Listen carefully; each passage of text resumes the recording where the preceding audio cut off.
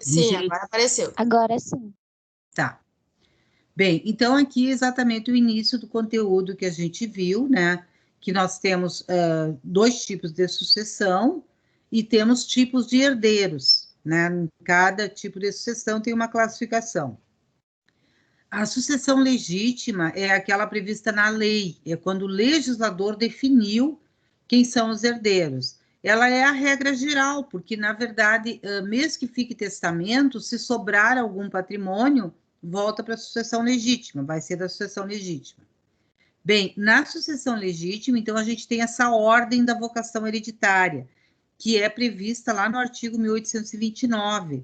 A ordem da vocação hereditária é uma ordem hierárquica, tá? Então, ela é dividida em 4 classes, ó. Isso aqui são classes de herdeiros, tá? E só passa para a segunda classe se tu não tiver ninguém na primeira. Só passa para a terceira, se não tem ninguém na primeira nem na segunda, e a colaterais é a última, não pode ter ninguém aqui para o colateral receber. Bem, então, os primeiros herdeiros são os descendentes em concorrência com o cônjuge, o companheiro, dependendo do regime de bens, que é o conteúdo que a gente vai ver depois da prova, essa concorrência, tá? Então, são os filhos, os netos, os bisnetos, e dependendo do regime, o cônjuge e o companheiro. Bem, não tendo descendentes, são os ascendentes, né? Em concorrência com cônjuge e companheiro. Aí não importa o regime, é o que a gente viu aula passada, ele sempre vai concorrer. Se não tem nem descendente nem ascendente, aí é o cônjuge ou o companheiro, tá? Esse cônjuge, companheiro, ele tem que estar na constância do casamento na abertura da sucessão. Então, se eles já estão divorciados, separados, se a união estável já foi dissolvida, ele não é herdeiro. Então, o que a lei está protegendo é aquele que está com o decujus no momento que ele morreu. E, por último, os colaterais. Bem, essas 3 classes aqui, a primeira, a segunda e a terceira, a nossa lei diz que são herdeiros legítimos necessários. Por que necessário? Porque eles sempre terão o direito àqueles 50%, aquela parte indisponível que a doutrina chama de legítima, a legítima, tá?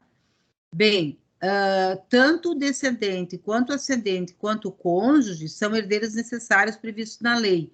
O companheiro, que nós vamos ter aquela situação duvidosa, né? Porque o Supremo equiparou, colocou ele como herdeiro concorrente, colocou ele como direito próprio na terceira classe, mas ele não se pronunciou sobre a situação de se é ou não herdeiro necessário. Tá? Então, é uma situação que vai ser decidida, né, de acordo com o entendimento do juiz. E os colaterais, então, eles são facultativos, né? Por que facultativos? Porque eles só são herdeiros se o testamento não for destinado a outras pessoas. Quem só tem herdeiros colaterais, quem só tem irmãos, por exemplo, ou sobrinhos, ou tio, ou colaterais de 4º grau, tem plena disposição do patrimônio, pode deixar o patrimônio para quem ele quiser. Esses colaterais, eles vão receber, então, ou na ausência de testamento, ou se sobrar valores ainda, né, depois do testamento. Bem, então essa é a sucessão legítima. Depois nós vamos ter a outra possibilidade, que é a sucessão testamentária, né, onde o testador vai decidir para quem ele deixa o patrimônio. Ele tem uma liberdade grande para isso, né? Quando a gente trabalhar testamentos, nós vamos ver essa questão, né? As várias possibilidades que ele tem para testar, mas ele vai ter uma restrição importante, que é os 50%, né? Quando ele tem herdeiros necessários. Então, ele tendo herdeiro necessário, ele só pode colocar no testamento 50%. Bem, quando ele faz testamento, ele pode beneficiar de 2 formas. A primeira é o herdeiro testamentário, é o que a lei chama de herdeiro testamentário. Quando ele destina quinhões ideais para as pessoas, ou em percentual, ou fração, ou até a totalidade da herança se ele não tem herdeiro, se ele não tem herdeiro necessário. Então, é uma sucessão a título singular, né? Deixo 30% do meu patrimônio. Ou então, deixo a totalidade do meu patrimônio. É a título universal, no sentido de que ele não descreve qual é o patrimônio, ele deixa um percentual, uma parte ideal. Ou então, ele pode deixar bens a título singular, que seriam os legados, tá? E aí a classificação do herdeiro é legatário, a classificação do beneficiário é legatário. Então, ele deixa uma casa, ele deixa um valor certo em dinheiro, tá? Ou então, ele pode até colocar assim, ó, deixo todos os valores que tiver na minha poupança no momento da minha morte. Isso é um legado. Ou um direito, tá? Deixo o direito de usufruto da minha casa, tá? Então, aqui o legatário, ele é muito próximo da figura do donatário, mas tem uma diferença que é bem significativa. A doação é em vida, o legatário, o legado é em testamento, tá? Então, não é herança e legado, tecnicamente, não são sinônimos. Bem, uma pessoa pode ter mais de um título sucessório, tá? A mesma pessoa, ela pode ser herdeira, legítima, facultativa, necessária, e pode ser herdeira testamentária ou legatária, tá? São 2 títulos sucessórios. Isso aqui é importante a gente se dar conta por causa da renúncia e da aceitação, que a gente já vai falar. Então, aqui eu coloquei um exemplo, né, do filho, que é um herdeiro legítimo necessário, mas ele também pode ser um herdeiro testamentário ou legatário. Então, um exemplo, deixo 1/2 do meu patrimônio líquido para meu filho A. Bem, se ele deixou 1/2 do patrimônio, a metade do patrimônio líquido, ele está beneficiando o filho A com toda a parte disponível dele. Então, esse testador, ele tendo 3 filhos e uma herança de 120, o que vai acontecer? Desses 120 mil, o que ele teria disponível? 60 mil. Isso aqui é o patrimônio líquido, tá? Desses 120, metade 60 mil. Isso aqui é a parte do testamento. Toda a parte disponível é no testamento. E ela vai toda para o filho A, por causa da cláusula. Na legítima, na parte da reserva, né, da legítima, são 60 mil também, e o filho A continua ali. Porque na legítima, ele não pode mexer, o testador não pode tirar alguém da legítima, a menos que seja deserdação, né, que a gente viu.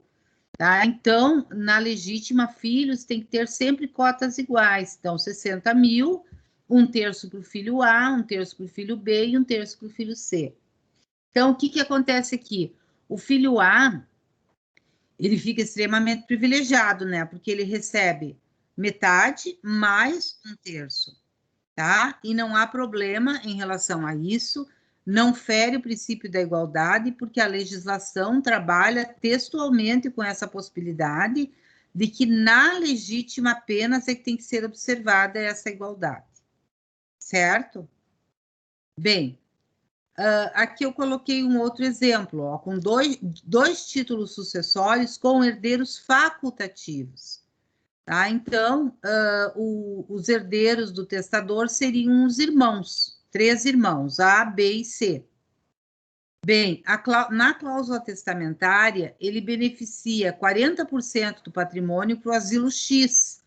Deixa eu só fazer um parêntese aqui para a gente ir revisando. Esse asilo X, ele tem que ser uma pessoa jurídica regularmente constituída no momento da abertura da sucessão, senão não teria legitimidade para suceder, tá? Então, não tem problema. Então, ele deixou 40%, é um herdeiro testamentário, o asilo X. E e mais 30% para um dos irmãos, A. Tá? Então, ele deixa 2 herdeiros testamentários no testamento e ocupa 70% do patrimônio dele. Não há problema nenhum, porque são herdeiros facultativos. Tá? Então, 70% é 40 para o asilo, 30 para o irmão A. O que sobra é da sucessão legítima, que é 30%. Bem, desses 30%, o irmão A entra de novo, porque aqui ele é herdeiro legítimo, facultativo, mas é herdeiro legítimo. Então, esses 30% é dividido em partes iguais entre os 3 irmãos. Portanto, o A vai terminar, né, com 40% do patrimônio, mas, na verdade, com 2 títulos sucessórios. Tá? Tranquilo até aqui? Bem, nós vamos ver, então, a questão do princípio da Saizine, que a essa altura, com certeza, vocês já notaram que é efetivamente o principal princípio, né? O princípio da Saizine, ele vai regrar praticamente todo o direito sucessório. Nós vamos ter uma exceção agora, que até recentemente a gente trabalhou muito com isso, que é na questão processual. A legislação processual aplicada nos inventários é da época do inventário, tá? Agora, todas as demais legislações do direito material, inclusive na questão tributária, é da época da abertura da sucessão. Então, o princípio da Saizine, imaginem o seguinte, ó, eu sempre tento passar essa imagem para os alunos, porque eu acho que fica bem clara. Imaginem que a nossa tela agora congelasse, tá? Ela ficasse nesse slide. E vocês fossem tentar abrir daqui a uns 2 dias, 3 dias, e tá ali, a tela tá ali, é a mesma coisa sempre. Bem, o princípio da Saizine é isso, no momento da morte, congela esse momento. Então, não importa quando for feito o inventário, tem que se verificar o que acontecia naquele momento, ou seja, qual era o patrimônio, quem eram os herdeiros, qual era a legislação aplicável, tá? Porque naquele momento houve o fato gerador. Tanto é que quando a pessoa renuncia à herança, retroage os efeitos. É como se ela jamais tivesse sido herdeira. Aquele período em que ela não se manifestou deixa de existir, tá? Porque ela deixa de ser herdeira desde lá, desde o princípio, desde a abertura da sucessão, em virtude do princípio da Saizine, tá? Bem, lembrando que a abertura da sucessão se dá no momento da morte, né? Aqui eu coloquei, então, alguns efeitos disso. O primeiro é que nós passamos a ter, então, uma indivisibilidade da herança até a partilha. Ou seja, todo aquele patrimônio deixado, que seria, então, por exemplo, a casa, o terreno, dinheiro, ações, né, as próprias dívidas. Bem, isso forma um condomínio, tá? Entre os herdeiros, entre todos os herdeiros, e se tem meeiro também, né? Só que a cota do meeiro é maior por causa da cota da meação. Então, vamos supor que seja 3 filhos, os herdeiros sejam só 3 filhos. Então, esses 3 filhos, enquanto não for feita a partilha, eles têm direito a 1/3 desse monte mor, tá? Então, não tem como, por exemplo, vender um bem determinado, porque todos são dono de tudo. O que pode acontecer é a cessão dos direitos, mas um bem determinado ele só poderia ser vendido com autorização do juiz, que acontece bastante até para pagar as despesas do inventário, tá? Bem, esse monte mor, ele tem uma natureza jurídica de bem imóvel. Então, tudo que se trabalhar em termos de sucessão, enquanto é uma sucessão aberta, onde não tem partilha, é como se nós estivéssemos trabalhando com imóvel. Por isso, por exemplo, a escritura pública para a renúncia, a necessidade de ser escritura pública, tá? A necessidade da outorga conjugal, aquela discussão que eu comentei com vocês na renúncia, tá? É um bem imóvel até a partilha. Bem, e aí se verifica isso, ó, qual é o patrimônio existente naquele momento, né? Quais são os herdeiros existentes naquele momento. Depois, uma das jurisprudências que eu selecionei, a gente vai ver um exemplo bem interessante em relação a isso. Bem, aí nós vamos ter a possibilidade das pessoas aceitarem ou renunciarem a essa herança porque, na verdade, eles não são obrigados a ser herdeiro. Então, o princípio da Saizine transmite essa propriedade, está claramente na lei, é o primeiro artigo do direito sucessório, dessa transmissão imediata. Mas a pessoa pode aceitar, como ela pode renunciar. Tá? E no momento que ela aceita ou ela renuncia, ela não pode voltar atrás, é irrevogável essa aceitação ou essa renúncia. Tá? Agora, se ela tem 2 títulos sucessórios, que nem naqueles exemplos que a gente viu ali, ó, se ela é herdeira legítima, facultativa e mais herdeira testamentária, aí sim, ela pode aceitar uma e renunciar à outra, tá? Bem, a outra possibilidade também que se dá é no momento em que ele aceitou, mesmo que ele não tenha se pronunciado expressamente, mas ele tem a possibilidade de ceder esses direitos hereditários ou através de uma venda ou através de uma doação. Ele pode doar os direitos hereditários, assim como ele pode vender. Só que tem um detalhe, como é um condomínio, ele vai ter que dar direito de preferência aos condôminos. Tá? Então, dos 3 irmãos ali do meu exemplo, um quer vender a parte dele. Não, eu não posso esperar o inventário, eu quero vender a minha parte, né? Ele vai ter que primeiro oferecer para os irmãos. Se um irmão quiser, né, ele vai ter que vender para o irmão pelo preço que ele estaria oferecendo.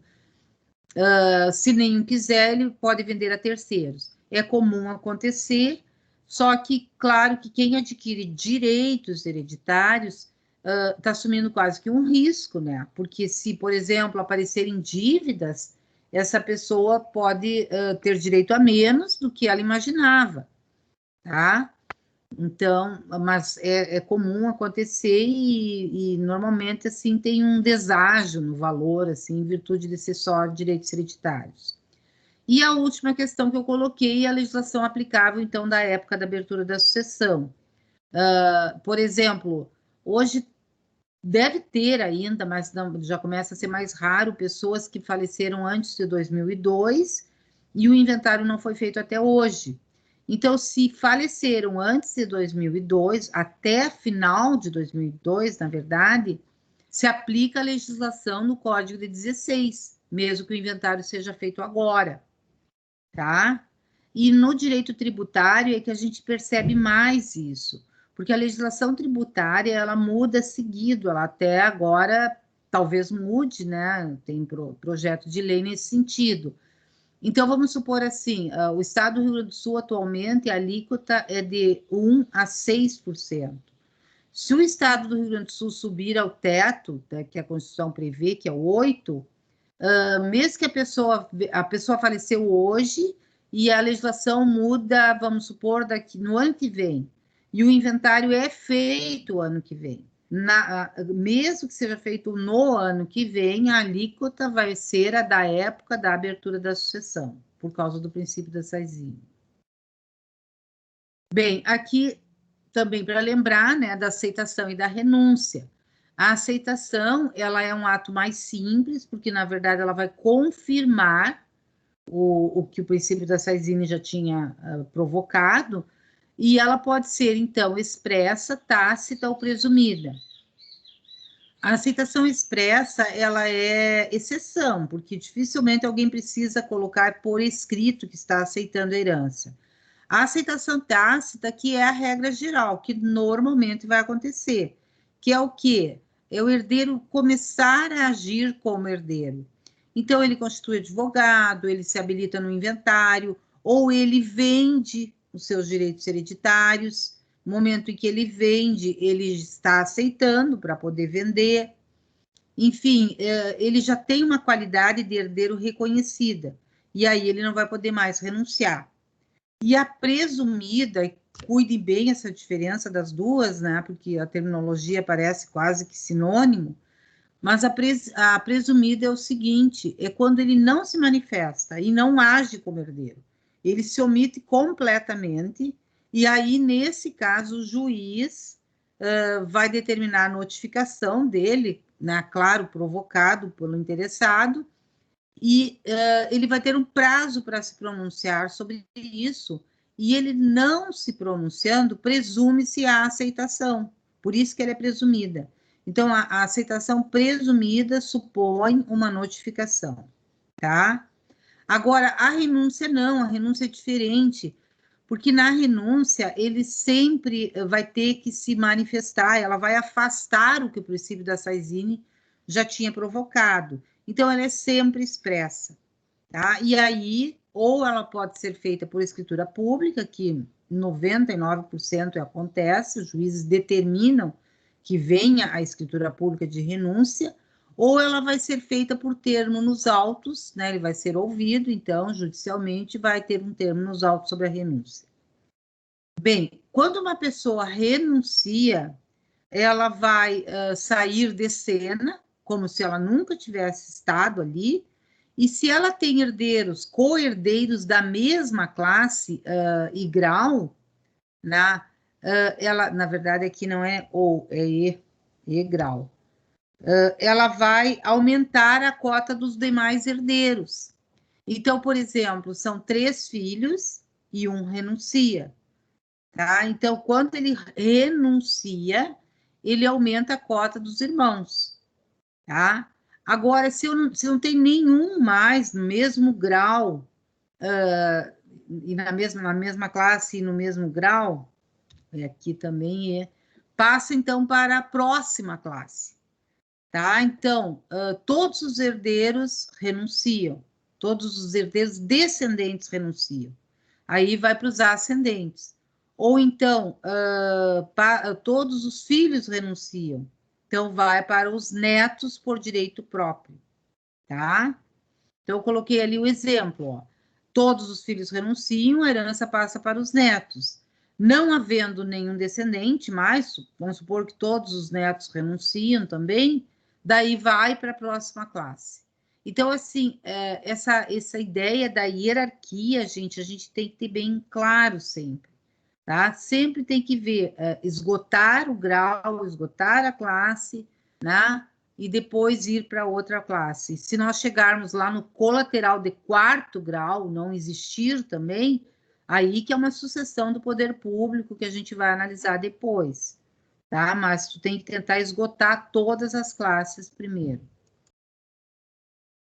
Bem, além da possibilidade da renúncia, nós temos a possibilidade da exclusão dos herdeiros, que aqui é por força de lei, né, da previsão legal, que o herdeiro não vai poder receber herança. Nós vamos ter essas 3 situações aqui, eu deveria ter colocado até essa aqui em primeiro lugar, mas vou analisar ela com vocês primeiro.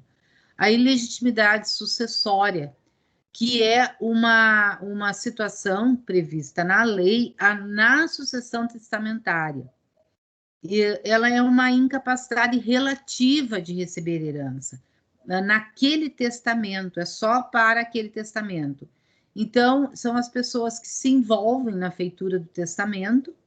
Tá? Então, por exemplo, o escrivão, o tabelião, né? A pessoa que escreveu a pedido do testador, as testemunhas do testamento. São pessoas que não podem ser beneficiadas naquele testamento. A cláusula que beneficiar elas vai ser nula. Tá? Então, não é que elas não tenham capacidade sucessória. Elas, naquele testamento, elas têm uma incapacidade, elas não têm legitimidade para receber. E a lei ainda prevê a possibilidade da cláusula beneficiando concubina ou concubino de testador casado, que é uma situação bem polêmica. Ela pode, hoje, vários autores entendem que não pode haver essa restrição legal, mas existe ainda essa previsão ali no código, e talvez um caso concreto, algum juiz mais conservador entenda que não tem a legitimidade mesmo, tá? Bem, depois as outras 2 situações que eu acho que a gente trabalhou bem detalhadamente, né? Que é da indignidade e da deserdação. Nessas 2, é uma exclusão prevista na lei, provocada pelos demais herdeiros, pelos demais interessados. E aí elas não são sinônimas, né? São 2 formas de exclusão, mas não são sinônimas, porque elas têm pontos em comum e pontos diferentes. A indignidade, ela está prevista no 1814. O código, ele não fala nessa expressão, indignidade, esse é o nome dado pela doutrina, né? O código vem dizendo já que não, né, que podem ser excluídos da herança quaisquer tipos de herdeiro e legatários, dentro daquelas causas previstas na lei. E aí nós analisamos essas causas, a gente falou até da injustiça, né, da falta de algumas causas, mas o que está na lei ainda é o crime de homicídio doloso, né, tentativa de homicídio, contra o autor da herança, cônjuge, companheiro dele, os descendentes dele ou ascendentes dele. Então, é uma rede de possibilidades, né, de pessoas que poderiam ser vítimas e que tornam a pessoa excluída da herança, né, naquelas situações. Bem, qualquer tipo de herdeiro, então, vai ser atingido, inclusive os legatários, e tem que se fazer a ação de indignidade naquele prazo decadencial de 4 anos. Eu até achei um livro que traz o projeto de lei, eu não conhecia até um projeto de lei alterando, não é o do IBDFAN. Depois, se eu lembrar, eu coloco para vocês verem. Coloca o cônjuge, né, também nas situações da deserdação, e tem algumas coisas até interessantes. E uma delas é a questão que a gente comentou de que esses 4 anos, ele pode trazer uma situação bem injusta, né? Porque se não se sabia quem era o autor do homicídio e descobre 4 anos depois, tecnicamente, no texto da lei, não tem mais como ajuizar a ação de indignidade. Nesse projeto de lei fala que seria 4 anos a contar do conhecimento da autoria. Então, resolveria, né? Bem, a deserdação é outra exclusão da herança, também tem causas tipificadas em lei, que são as mesmas da indignidade, e além delas, a ofensa física, a injúria grave, a questão de relações ilícitas lá com a madrasta, né, com o enteado, depois a situação do abandono na doença ou grave alienação mental, tá? Na doença grave ali, alienação mental. Bem, nessa situação, os atingidos pela deserdação são só os herdeiros necessários. Por quê? Porque quando a pessoa não tem herdeiro necessário, ela não precisa deserdar, basta ela beneficiar outros em testamento, porque ele não tem a reserva da legítima, ela não tem essa restrição legal de dispor da totalidade. Agora, se ela tem herdeiro necessário, ela terá que deserdar se ela não quiser que ele receba a parte da legítima. Então, quem deserda é o testador que tem essa autonomia no testamento. E ele vai indicar a causa. Mas não basta isso, porque depois que ele falecer, os herdeiros têm que mover a ação de deserdação e provar que aquele fato era verdadeiro. Eu também selecionei ali uma decisão jurisprudencial bem recente, com a cláusula da deserdação, inclusive, e que foi improcedente a ação, porque não foi provada, tá? Então, assim, ó, tanto indignidade como deserdação são penalidades civis, né? É uma imposição de uma pena trazida, então, pelo juiz, né? Em virtude daqueles atos e tal, numa ação, e ele não pode atingir terceiros.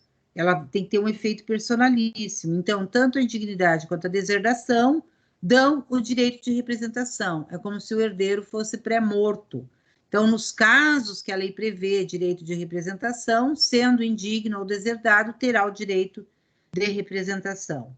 E se eles já tinham um patrimônio com ele, se já tinha sido feita a partilha, eles terão que devolver e eles são considerados possuidores de má-fé, com os efeitos de possuidores de má-fé. Bem, o que é esse direito de representação, então, que eu falei agora? É o direito que o herdeiro, que que vai existir quando nós temos herdeiros pré-mortos ou deserdados ou declarados indignos de serem representados por seus descendentes, tá? Então, tem o pré-morto, né, que deixou filhos, os filhos vão receber o que ele iria receber. Mas quando que eu vou ter direito de representação? Quando eu tiver ainda herdeiro na mesma classe, no mesmo grau do representado, tá? Que é aquilo que a gente ficou bastante tempo até na aula passada, na classe dos descendentes. Bem, já vou voltar nisso aqui, deixa eu só falar nessa segunda frase aqui, ó. Somente vai ocorrer na classe dos descendentes, só tem representação para descendentes, e para descendentes é infinito essa representação, tá? Quer dizer, pode ser bisneto que vai representar, pode ser trineto que vai representar, e vai ter representação para os colaterais como direito de sobrinhos. Tá? Então, quando são irmãos, os herdeiros, tem um irmão pré-morto que deixou filhos. Então, os sobrinhos também vão ter o direito de representação, que a gente ainda não trabalhou, porque é sucessão de colateral. E essa situação aqui, ó, que não vai existir o direito de representação para o renunciante. Tá? Então, quando uma pessoa renuncia, ela não dá a possibilidade dos seus filhos representá-lo, mas os filhos poderão receber por direito próprio, se não for caso de representação. Então, aqui eu coloquei um exemplo, ó. 3 descendentes, tá? A pessoa faleceu, deixou 3 filhos. O filho 1 aceita a herança, tá? O filho 2 renuncia à herança. E o filho 3 é pré-morto, tá? Então, o que eu tenho aqui, ó? Descendentes de primeiro grau, tá? Todos os filhos têm filhos também, que seriam netos. Bem, os filhos do que aceitou não vão receber nada, porque o pai aceitou por direito próprio. Os filhos do renunciante, como ele renuncia, eles não recebem nada. E os filhos do pré-morto vão representar o pré-morto. Então, nesse caso aqui, ó, eu vou ter a herança dividida em 2 partes, do filho 1, porque ele aceita, então, por direito próprio, e a parte do filho 2, do filho 3, vai ser dada para os netos que vão representá-lo. Esse aqui, como renunciou, os netos não recebem nada, tá? Se esse aqui não tivesse aceitado, vamos supor que o filho 1 também fosse pré-morto, ou renunciasse também, aí eu não teria filhos e os netos receberiam por direito próprio, por cabeça.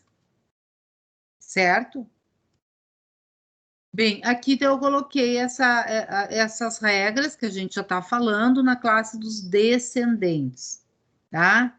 Então, é a primeira classe, né? Eles são herdeiros legítimos necessários, tá? São os mais beneficiados. Eles concorrem com o cônjuge dependendo do regime de bens, né? Só para saber, porque a gente vai ver depois isso detalhadamente. Quando é por direito próprio, os mais próximos excluem os mais remotos. Então, se eu tenho filhos, os netos não recebem, né? Se eu tenho todos os netos e nenhum filho, e tenho bisnetos, quem recebe são os netos, tá? Então, por direito próprio, mais próximo exclui o mais remoto. Mas eu posso ter o direito de representação, que é o que nós vimos ali, que é a situação do pré-morto e do excluído da herança. Então, aqui eu coloquei o exemplo, ó, 3 filhos, um é pré-morto e deixou 4 filhos, que seriam netos do hereditando, tá? Um desses netos também é pré-morto e deixa 2 descendentes. Então, essa pessoa, ela falece, ela tem 3 filhos vivos, ela vai ter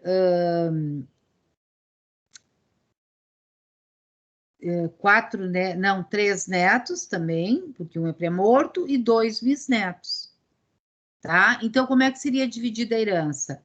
1/3 para cada filho, a parte do filho pré-morto é dividido pelos 4 netos, e a parte do neto pré-morto dividido em duas partes para os bisnetos.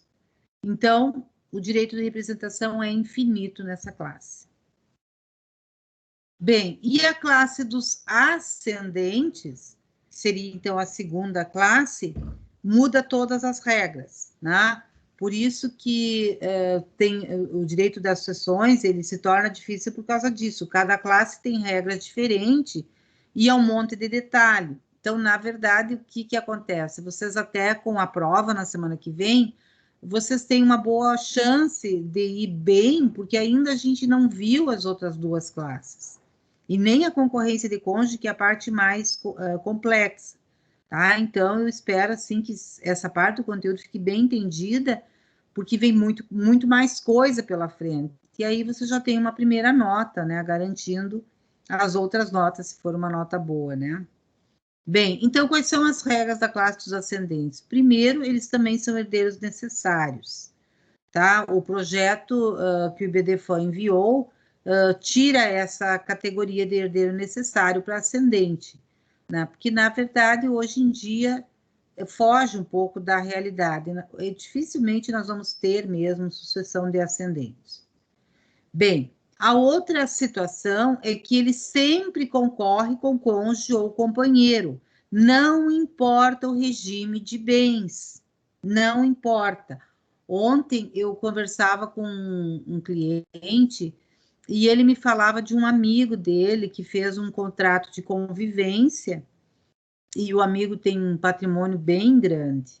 E ele colocou no contrato de convivência que é regime de separação total de bens, né? E imaginando, né, segundo esse meu cliente, que essa pessoa não teria direito à herança, né? Ele vindo a falecer, que essa pessoa não vai ter direito à herança.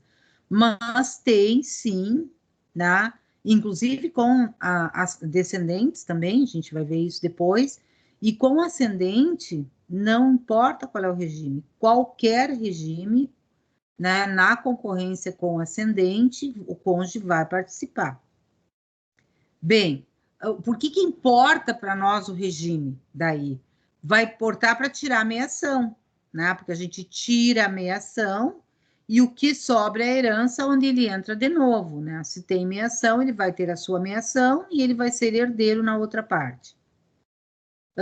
Depois, a outra regra, que os mais próximos excluem os mais remotos, sem direito de representação. Aqui a regra é absoluta, tá?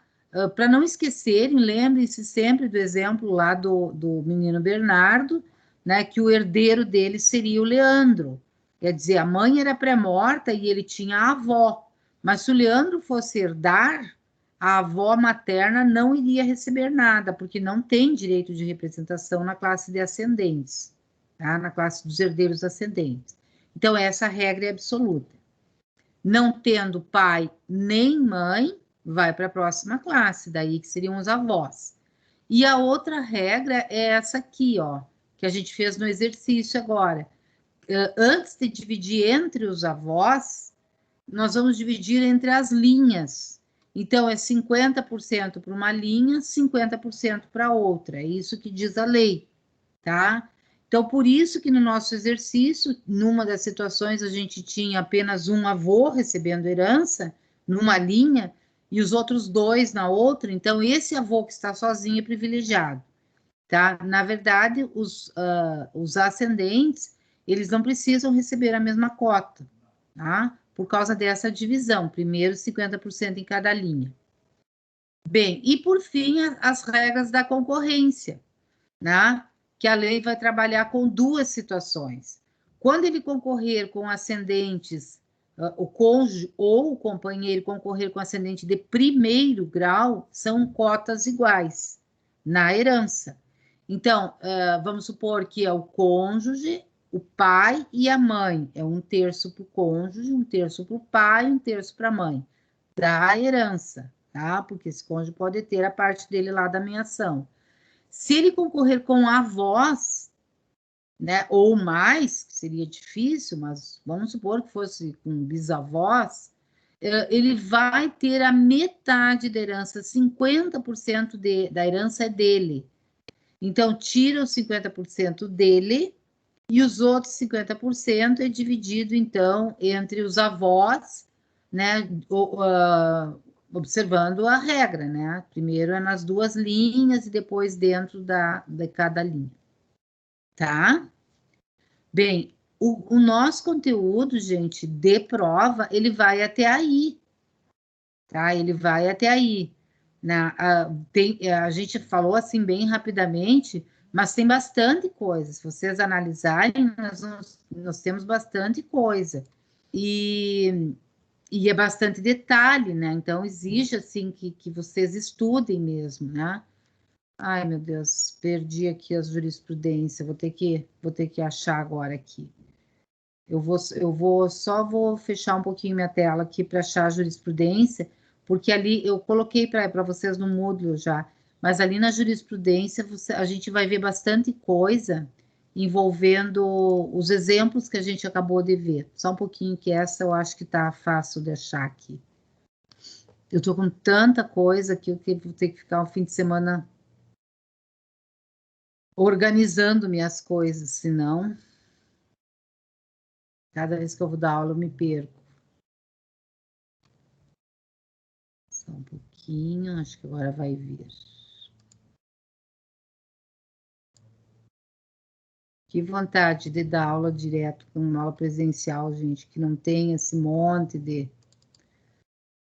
né, de detalhezinhos. Já abro a câmera, só um pouquinho.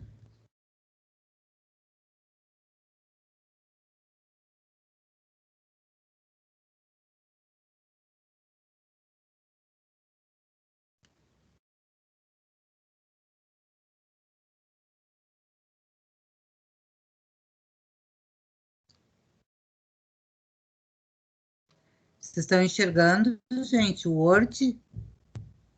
Sim. Tá.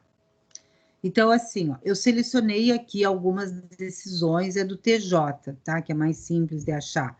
Todas são bem recentes, vocês vão ver aqui, ó. E tem coisas bem interessantes aqui, gente, ó, envolvendo o nosso conteúdo. Claro que tem detalhes, assim, que a gente não viu ainda, mas tem situações, assim, bem interessantes. A primeira é até uma coisa que eu não sabia, né? Por isso que eu gosto muito de ler jurisprudência, recomendo para vocês o que a gente aprende com jurisprudência, sempre tem uma coisa diferente. E ela diz respeito, gente, ao patrimônio mesmo, tá? Tem a ver com o princípio da Saizine, né, no nosso conteúdo aqui, mas diz respeito, então, ao patrimônio, porque essa é uma dúvida constante até dos clientes. Se o seguro de vida deve ser inventariado. E para mim sempre foi muito claro isso, né, de que não tem como ser, porque é um contrato, quer dizer, aquele patrimônio que o beneficiário do seguro de vida vai receber não é a herança, né, é um contrato que a pessoa fez em vida, beneficiando alguém que não precisa nem ser seu herdeiro, né, eu tenho um processo de inventário agora que eu estou trabalhando, que a senhora beneficiou a cuidadora dela no seguro de vida, além de beneficiar em testamento também, mas beneficiou no seguro de vida também. Então, os herdeiros não têm o que fazer porque aquilo ali não é herança. Agora, essa questão aqui, olhem que interessante, ó, eu nunca tinha me dado conta disso aqui, nunca tive um caso envolvendo isso. O plano de previdência privada, tá? Ou seja, são aquelas previdências em que a pessoa vai depositando nessa previdência, e aí ela, ao se aposentar, ou a partir de determinada época, ela passa a ter essa pensão em cima desse capital, ou numa vez só ela recebe, ou ela vai receber de uma forma parcelada, em cima desse capital que ela aplicou ali, tá? Então, eles são chamados, né, de vida gerador de benefício livre ou plano gerador de benefício livre. E o Estado, no momento do inventário, ao fazer o cálculo do imposto, deve ser, eles alegaram que esse patrimônio não tinha sido inventariado.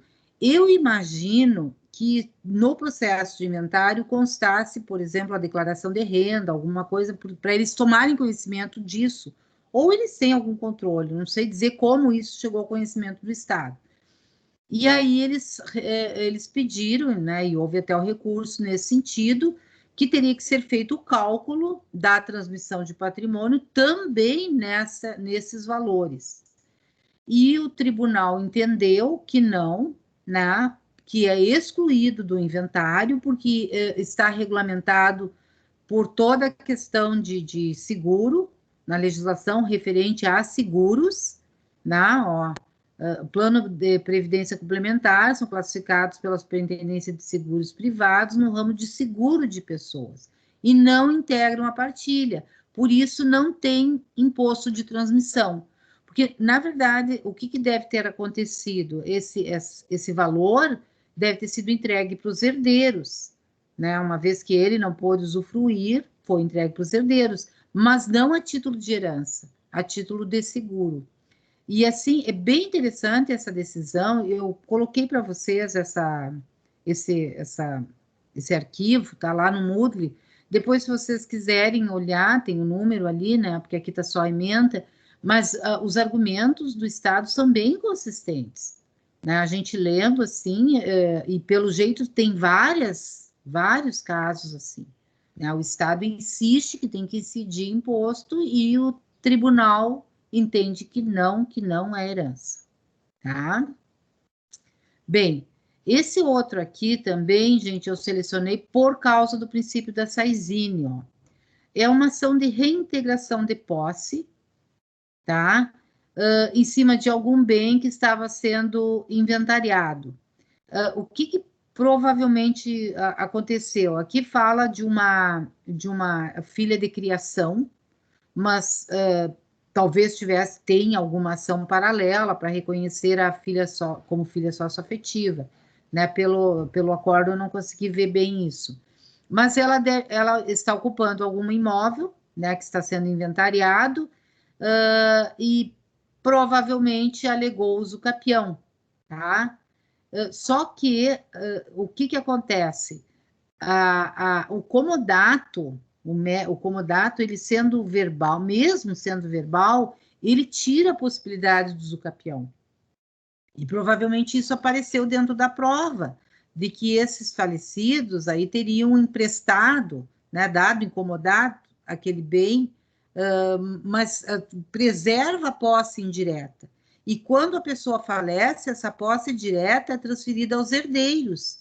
Então, o princípio da Saizine, quando ele determina propriedade, ele também determina a transferência de posse. As pessoas, os herdeiros, eles se subrogam em todos os direitos, tá? E é o que o artigo fala, a ementa fala, ó, por força do princípio da Saizine, com a abertura da associação, ocorre a transmissão da universalidade de bens e de direitos do decújo a seus herdeiros, tá? E aí eles falam, então, né, que a pessoa, então, que recorreu aqui, não conseguiu demonstrar que ela tinha posse ad usucapione, né? Não há prova da posse anterior, né? Portanto, não haveria possibilidade da reintegração de posse, e não houve, então, uma prova de que teria fechado o prazo de usucapião. E mesmo que tivesse fechado o prazo, se foi provado que era comodato, não teria como fazer o usucapião. Tá? Então, assim, ó, a questão do usucapião, a gente trabalha, inclusive, nos inventários. E a gente pode inventariar direitos de posse. Essa é uma dúvida que, às vezes, os herdeiros têm.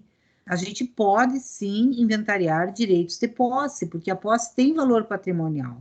Então, se a pessoa falece, por exemplo, e tem uma posse sobre um determinado bem, ela pode estar somando esse período para fazer o usucapião. Se ela ainda não fechou, no momento que ela falece, os herdeiros se subrogam nesse direito.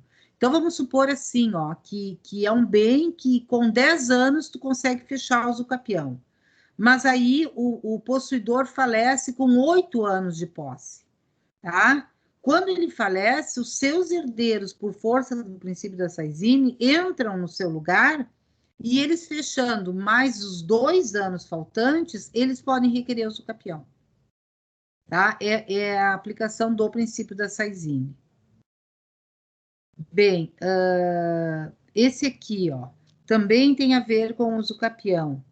É uma situação, então, de reintegração também, de posse, tá? E aí deve ter sido discutida a questão da legitimidade da pessoa para ajuizar a ação, ó, tá? Então, de reintegração, ó.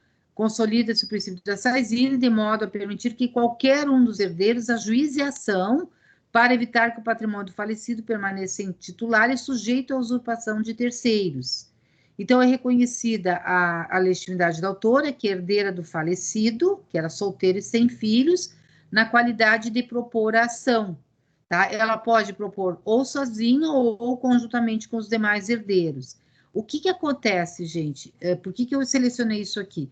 Quando abre a sucessão, a regra seria abrir o inventário, tem um prazo de 60 dias para abrir o inventário. Abrindo o inventário, a primeira medida tomada pelo juiz é a nomeação do inventariante, tá? Então, se cabe a esse inventariante, em primeiro lugar, então, proteger esses bens, inclusive as ações de reintegração de posse. Se o bem está sendo ocupado por alguém legitimamente, ele pode entrar com ação. Bem, nesse caso, não foi aberto o inventário, tá? E uma das herdeiras ajuizou a ação, e aí deve ter sido alegada ilegitimidade, porque, em tese, seria o inventariante, mas o tribunal entendeu, né, de que ela é condômina e qualquer herdeiro tem, sim, legitimidade para mover a ação, para defender os bens de herança, tá?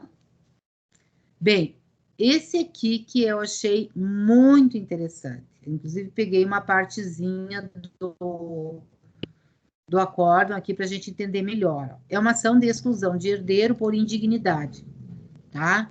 A recorrente, a apelante, então, é filha da autora da herança e ela foi condenada pelo homicídio qualificado da sua genitora, tá? E foi condenada e excluída depois da herança, então, perdeu o direito da herança, né?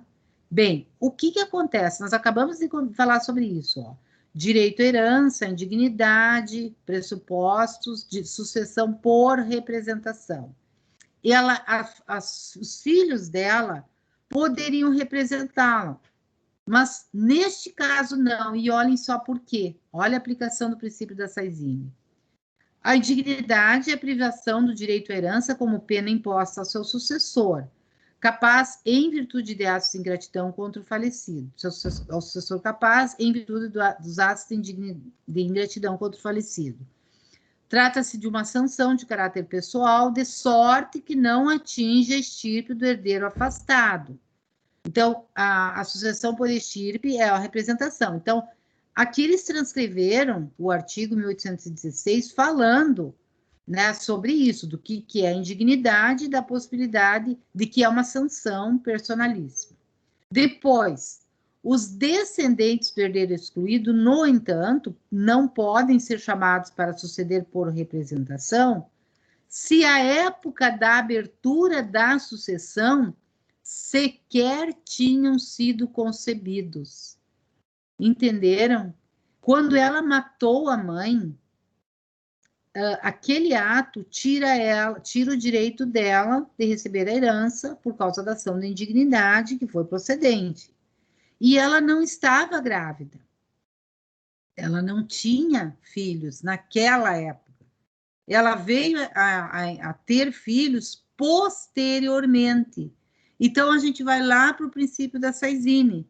O que é o princípio da Saizine? A tela congelada que eu falei para vocês. Quem são os herdeiros? Na época da abertura da sucessão, era só a filha. Tá? E ela é declarada indigna, e naquela época ela não tem filhos. Então, por isso que esses netos, filhos, então, dessa indigna, não vão representá-la. Tá? Bem interessante essa decisão, nunca vi nenhum autor falando sobre isso, e é uma situação assim que vale a pena até fazer um estudo de casos, fazer um artigo, ó, e bem recente, ó, fevereiro de 2019. Né? Não sei, né, como é um processo bem novo, até depois vou tentar ali ver se eu consigo achar mais alguma coisa, né? Se não houve algum recurso, talvez isso aí vá parar até no STJ, porque para mim é inédito. Né? Todo esse tempo nunca tinha visto uma situação assim. Bem, essa aqui também é indignidade, ó, tá? E aí também é bem interessante, ó. Ação de exclusão de herdeiro por indignidade, houve uma extinção do processo porque se entendeu que havia falta de interesse de agir. E aqui, gente, também princípio dessa exine, porque a abertura da sucessão ocorreu em 16, aliás, pelo Código de 16, né? Ocorreu em 2000, a abertura da sucessão, que era vigente o Código de 16. No Código de 16, o cônjuge não era considerado herdeiro, tá? Ele não concorria com descendentes, nem com ascendentes. Ele só recebia herança se não tivesse nem descendente nem ascendente. Então, vamos ver a história. Ivonete, falecida em 2000, não deixou filhos, mas seus pais, Pedro e Almeri, eram vivos, portanto, eram os herdeiros necessários. Então, lá em 2000, tá, o cônjuge não era herdeiro com ascendentes, então, se ela faleceu, não deixou filhos, os pais dela só eram os herdeiros. Bem, a Almeri, a mãe, ó, só veio a falecer em 2014, 14 anos após a Ivonete, após a filha. A ordem da vocação hereditária, definida pelo Código de 16, lei vigente na época da abertura da sucessão. Logo, os sucessores de Ivonete são seus ascendentes e não o cônjuge. Agora, olhem só, assim o cônjuge supérstite, responsável pelo homicídio de Ivonete, não é herdeiro, apenas meio. Então, não precisa nem fazer ação de indignidade para excluir ele. Ele matou a mulher, mas ele não era herdeiro, porque na época o cônjuge não era herdeiro, tinha ascendentes, ele não era herdeiro. Ele apenas era meio. E aqui vem uma situação injusta, porque a meiação dele, ele vai ter direito. Tá? Então, o regime de bens da comunhão universal, né, permite ao cônjuge sobrevivente o direito à meação, que não se confunde com a herança. O fato do apelado ter sido autor de crime de homicídio contra a esposa não afasta sua meação. Tá? Assim, ausente interesse processual na presente demanda da exclusão de herdeiro por indignidade, pois a demanda não terá utilidade, já que proposta contra quem não é herdeiro da autora da herança. Tá? Então, provavelmente alguém ingressou com ação, né, para excluir esse cônjuge, mas não haveria necessidade disso, porque ele não precisava ser declarado indigno, em função da legislação da época. Tá? Bem, essa aqui é uma ação em que se pleiteou duas coisas: a anulação de testamento, né, que é bem comum esse tipo de ação, e a exclusão do herdeiro testamentário por indignidade. Né? Houve um pedido de que a herdeira testamentária fosse excluída. Tá? Eram dois processos separados, né, mas eles julgaram junto, com o julgamento conjunto, e entenderam que não havia prova suficiente sobre incapacidade, tá? E também afastaram a situação da indignidade. Vamos ver, então, o caso. Ela requereu, então, aqui eles estão falando da questão da prova, né? Mas eu vou tentar ir um pouquinho mais rápido. Não há nenhum elemento probatório alegado incapacidade do testador no momento da lavratura do testamento. Isso aqui, pelo que dá para perceber, a velha história, né? O pai, provavelmente com mais idade, separação obrigatória, né? Então, já deveria ter mais de 70 anos. Ele casou com uma pessoa mais nova, e aí os filhos tentaram, e beneficiou ela no testamento, e os filhos tentaram anular o testamento, e também tentaram, né, que ela fosse declarada indigna, poderia ser até num pedido alternativo, porque se o testamento não fosse anulado, então que ela fosse declarada indigna. Bem, então o que acontece aqui? Eles entenderam que não havia nenhuma prova de que ele não tinha capacidade no momento da lavratura, e no processo foi comprovado que, além dele, ele indicou a esposa como única beneficiária, deu várias procurações para ela, inclusive antes e depois do testamento, o que denota a plena confiança dele na esposa, bem como a intenção de beneficiá-la. Logo, não há estranheza de que, por meio da disposição testamentária, ele tenha destinado a ela a parte disponível da sua herança. Porque, como o regime de separação obrigatória, ela não iria herdar nada. Tá? Então, provavelmente teve até orientação de advogado, né? Ele poderia, tudo que ele fez está correto, ele fez seguro de vida que ele dá para quem ele quiser. E ele beneficiou ela na metade do patrimônio. Bem, aí o que eles alegaram para a indignidade? Eles disseram que ela privou o autor da herança, do convívio com familiares, que ela usou de meios violentos e fraudulentos para isso, né? E aí, em virtude disso, ele teria sido coagido, praticamente coagido a fazer testamento. Mas o tribunal entendeu, né, que exige a comprovação plena, né, dessas hipóteses, que a autora não se desincumbiu do ônus probatório, né, porque a prova, inclusive, foi de que ele estava sendo bem cuidado pela esposa, que recebia visita de familiares, mas que se ele se recusava a receber visitas dessa autora da ação e da mãe dela, depois que houve ingresso de ação de alimentos contra ele. Quer dizer, elas devem ter ajuizado a ação de alimentos e ele ficou bravo com elas, não queria ver, tá?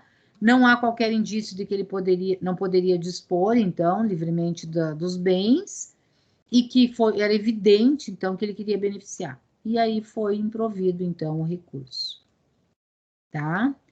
Nesse aqui, gente, vai ter a situação da deserdação, tá? Também recente, ao ano passado, e é bem aquela questão, né, da necessidade de que os autores da ação de deserdação comprovem aquilo que estava na cláusula, né? Então, não basta o testamento, ó. Nos termos do artigo 1965, a eficácia da disposição testamentária de deserdação exige a comprovação da veracidade. E o autor, então, não conseguiu provar, né, que aquilo que o testador tinha colocado era verdadeiro. Então, a cláusula era a seguinte, ó, é uma avó, né, deserdando uma neta, provavelmente sua única herdeira, porque na cláusula diz que, deserdando essa neta, não teria herdeiros necessários. Então, que além do legado integral da parte disponível deixado a favor de Nelson, por meio do presente testamento, conforme lhe autoriza o artigo 1964, deserda sua neta, Fernanda e tal, em razão da conduta dessa neta em relação à testadora ao longo dos últimos anos, através da prática de atos atentatórios à integridade mental e moral da testadora, bem como contra sua honra e dignidade, pelo abandono e desamparo por parte da referida neta. Né? Pouco genérico na forma que ela coloca, mas talvez ele tivesse condição de comprovar isso, né? Quais foram esses atos, né? Como é que foi esse abandono? Tem que se fazer essa prova, né? Então, por esses atos, a testadora decidiu deserdar a descendente acima nominada, pois deseja a testadora que a hora deserdada não venha a se beneficiar dos bens eventualmente deixados, e com a presente deserdação, todo o seu patrimônio passa a ser disponível por inexistirem herdeiros necessários, beneficiando ainda mais o herdeiro acima indicado. Então, deixou tudo para essa pessoa no testamento, deserdando a neta. E aí, o que acontece? Não foi comprovada, então, a deserdação, a causa da deserdação, né? Portanto, essa neta vai receber, tá? Bem, e por fim, não, tem mais aqui. Aqui é outro de deserdação, desamparo durante grave enfermidade, tá? E aí, interessante essa situação aqui, ó. O que eles falam? O provável, deixa eu ver uma coisa aqui. O pai teria deserdado os filhos, não sei se é mais de um, filhos deserdados em testamento, alegando que eles teriam abandonado ele em doença grave. E aí, na decisão, eles falam sobre a questão da conduta dele, de que esse pai foi agressivo e opressor na relação com os filhos, durante a vida, então. E por isso ele não pode esperar que os filhos lhe deem amparo durante a grave enfermidade, na velhice. E foi provado, né, de que os filhos tinham a ciência de que o pai estava sendo atendido por plano de saúde, tinha uma companheira, então, a rigor, eles não teriam deixado esse pai sozinho ou desamparado. E aí o doutor entendeu que não era causa, que não estão presentes, então, elementos necessários para a confirmação da deserdação. Esse aqui é uma situação, gente, que talvez, né, dependendo da forma que tu argumenta, que tu prova, tu conseguisse excluir, né? Pelo menos eu entendo assim, eu acho que existe um dever de solidariedade que pode até superar isso, né? Mas, no entendimento aqui dos julgadores, eu não olhei se foi unânime, mas o relator, o doutor Rui Portanova, para mim, ele é o melhor desembargador que nós temos, e ele analisa sempre com muito detalhe as situações, a produção de prova. Ele entendeu dessa forma, né? Vamos ver também, talvez tenha havido recurso.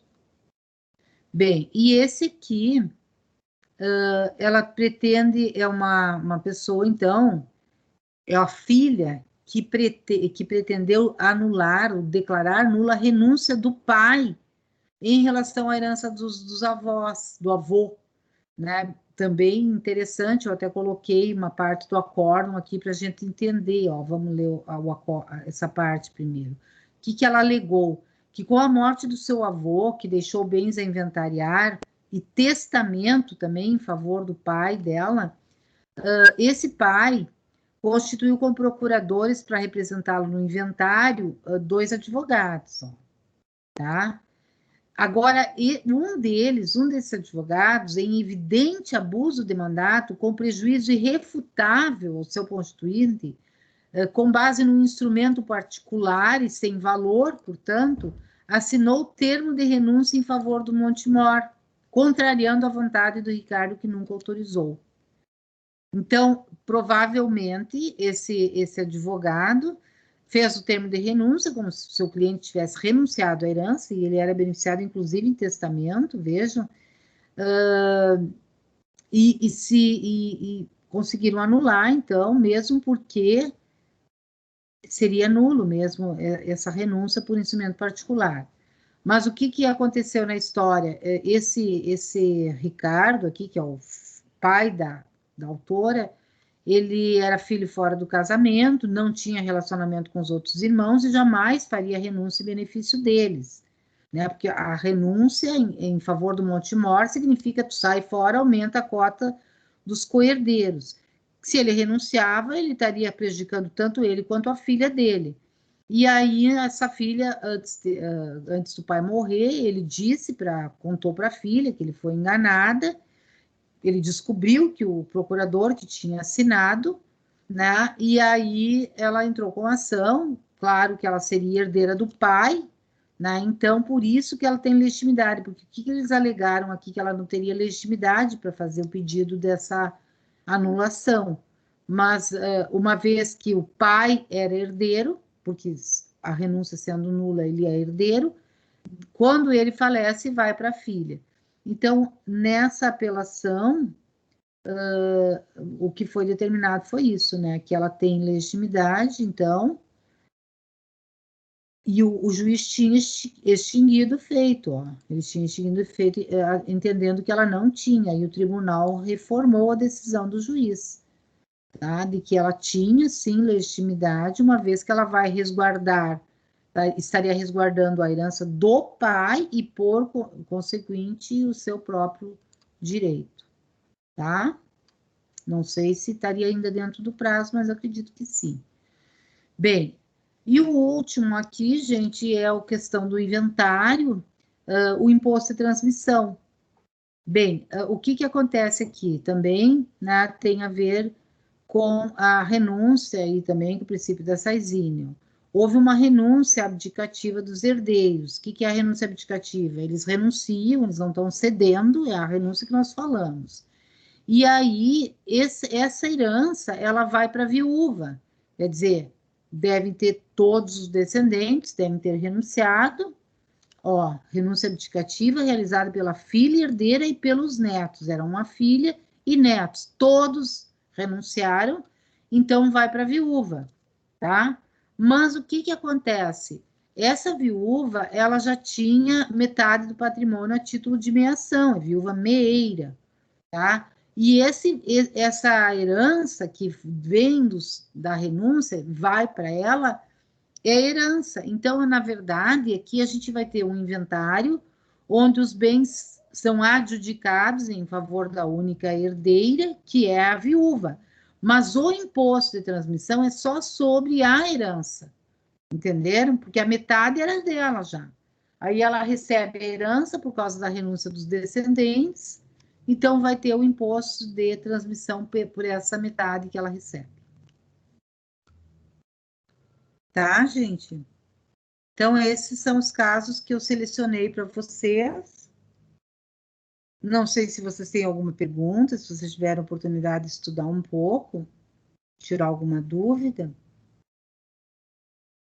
A nossa prova, então, na semana que vem, eu vou disponibilizar ela no Moodle no horário normal de aula, e vocês têm o horário normal de aula para me mandar de volta. A Certo? prova vai continuar nos mesmos moldes, Alice? Sim, eu vou fazer a prova dentro do Moodle.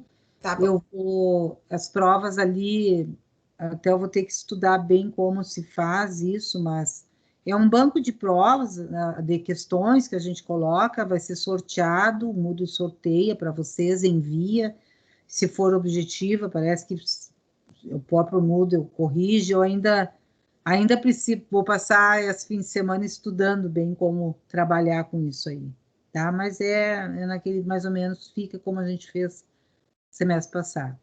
Tá, gente? Tá certo, então. Então tá. Então, um beijão para vocês. Bom fim de semana.